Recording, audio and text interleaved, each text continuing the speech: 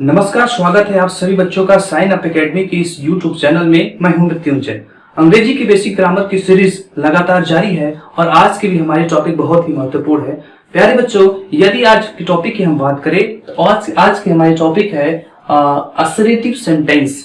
हमने पिछले video lecture में काइंड ऑफ सेंटेंस के बारे में चर्चा की थी, यानी सेंटेंस वाक्य कितने प्रकार के होते हैं। आज हम पहले प्रकार के वाक्य के बारे में सीखेंगे। अगर पहले प्रकार के वाक्य की हम बात करें तो असर्टिव सेंटेंस यानी विधि सूचक वाक्य के बारे में आज हम लोग सीखेंगे। प्राय बच्चों होता क्या है कि हमारे सामने जब सेंटेंस आते हैं तो बहुत ऐसे बच्चे होते हैं जो कंफ्यूज हो जाते हैं कि यह किस प्रकार का वाक्य है और उन्हें समझने में दिक्कत का सामना करना पड़ता है, वो समझ नहीं पाते हैं।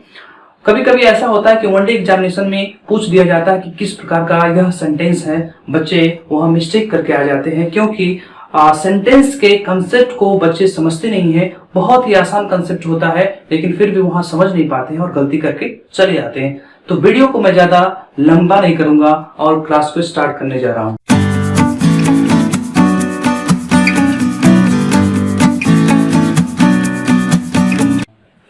मेरे प्यारे बच्चों, यदि असर्टिव सेंटेंस की बात करूं, विधि सूचक वाक्य की बात करूं, तो आप देख सकते हैं नीचे सेंटेंस असर्टिंग समथिंग्स, यानी सेंटेंस यानी वाक्य, असर्टिंग यानी कथन या कुछ कहना, समथिंग माने कुछ। कह सकते हैं कि वह वाक्य जो कुछ कहे, वह वाक्य जो कुछ कहे उसे हम असर्टिव सेंटेंस कहते हैं। क्या प्यारे बच्चों, यहाँ पे मैं डेफिनेशन के माध्यम से आपको समझाने की कोशिश करता हूँ। बहुत ही आसान से डेफिनेशन है, आप इसे एक बार दिमाग में बैठाएं और मैं वादा करता हूँ कि आज समझ लेंगे तो कभी भी सेंटेंस में प्रॉब्लम नहीं होगी। असर्टिव सेंटेंस किसे कहते हैं, यहाँ पे डेफिनेशन में आप देखें, द सेंटेंस विच यानी वाक्य, विच माने जो, यानी वह वाक्य जो असर्ट्स समथिंग, असर्ट्स माने कथन, असर्ट्स माने कथन, समथिंग माने कुछ, यानी वह वाक्य जो कहता है यानी कुछ कहता है इस काल, उसे कहते हैं द असर्टिव सेंटेंस, यानी उसे असर्टिव सेंटेंस कहते हैं। यानी ऐसा वाक्य जो कुछ कहता हो, यानी जिस वाक्य में हमें कुछ मिले या उसे कुछ कथन प्राप्ति हो, उसे हम असर्टिव सेंटेंस कहते हैं। यहाँ पे हिंदी डेफिनेशन के माध्यम से समझ लेंगे तो बहुत आसानी से समझ में आ जाएगी।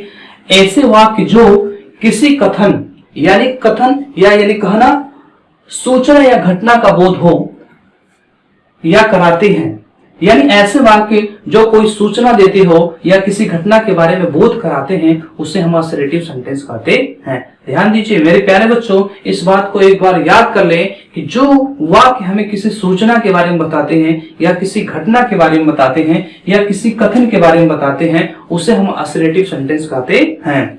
यहाँ पे मैंने एग्जाम्पल दिया है, एग्जाम्पल के माध्यम से समझेंगे तो आपको आसानी से समझ में आएगी। अगर पहले बात करें, पहले कथन की हम बात करेंगे। यहाँ देख सकते हैं एग्जाम्पल में मैंने पहले एग्जाम्पल में, इस एग्जाम्पल को पढ़ने के बाद आपको मिलेगा the sun rise in the east.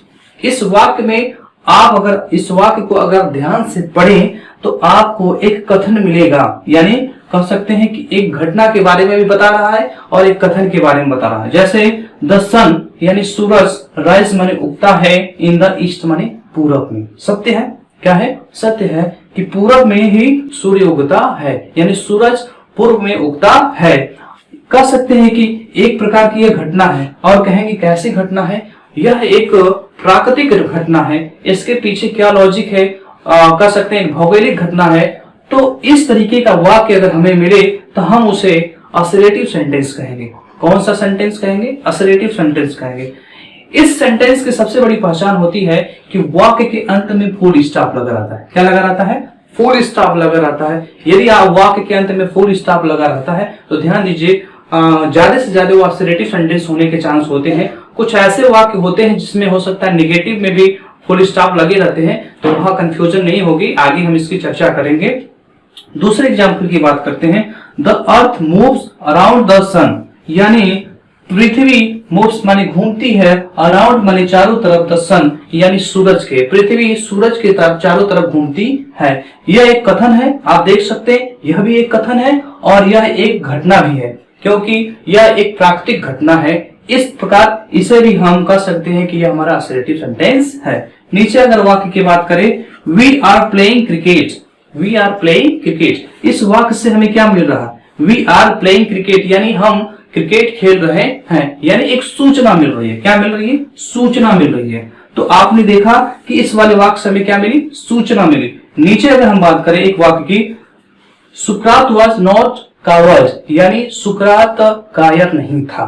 सुकरात कायर नहीं था। इस वाक्य को अगर ध्यान से पढ़े तो इस वाक्य से हमें एक सूचना मिल रही है कि सुकरात कायर नहीं था, यानी वह कैसा था? बहादुर था। यानी इस वाक्य से हमें एक सूचना मिल गई। तो आपने देखा कि हम एग्जाम्पल के माध्यम से जितने वाक्यों की यहाँ पे एग्जाम्पल के माध्यम से जितने वाक्यों के बारे में बताया, आप देख सकते हैं कि इन वाक्यों में कहीं कथन की बात हुई, कहीं घटना की बात हुई और कहीं सूचना की बात हुई। जब किसी वाक्य में सूचना की बात हो, घटना की बात हो या किसी कथन की बात हो तो उसे असर्टिव सेंटेंस कहते हैं। आशा करता हूं आज की टॉपिक आपको बहुत अच्छे से समझ में आई होगी। मेरे प्यारे बच्चों, यदि कोई आपको इस टॉपिक में प्रॉब्लम हो तो मुझे आप कमेंट बॉक्स में पूछ सकते हैं। मैं आपके प्रॉब्लम को सॉल्व करने की पूरी कोशिश करूंगा। और ग्रामर को सिस्टमेटिक तरीके से सीखना चाहते हैं तो साइन अप एकेडमी के सभी वीडियो लेक्चर को एक एक करके देखें और चैनल को सब्सक्राइब करना ना भूलें। चैनल पे बने रहे, बेल आइकन दबा दे ताकि नोटिफिकेशन आपको मिलता रहे और ग्रामर सिस्टमेटिक तरीके से आप सीखते रहें। अगली वीडियो के लिए धन्यवाद।